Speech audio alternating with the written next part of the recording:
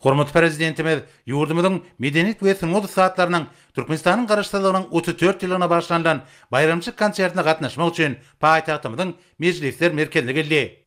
Garaşdyrlyk güni halkymyzyň özbaşlyk türkmen döwletiniň dörenligini alamatlandyrýan baş bayramydyr. Medeniyet we syňgy saatlarynyň bayramçyk konsertiniň maksatnamasyna ilkinji nowatda garaşdyrlyk ýyllarynda yurdumyzyň gazanan ötüşlerini, halkymyzyň awadançylygyny we bagtýarlygyny üpçün etmek uğruna döwlet derejesine alınıp barýan işler hemde munuň üçin agzy bir watandaşlarymyzyň gahrman arkadagymyza we arkadagyly gahrman serdarymyza alkyşlary aýdym tarzda eserleriň üstü bilen beýan edildi.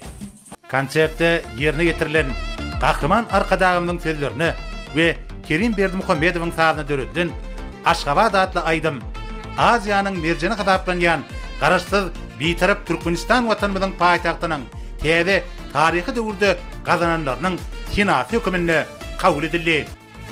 Aziýaň görmerin ak şekerim Aşgabat, dostawanyk merkezi ak şekerim Aşgabat.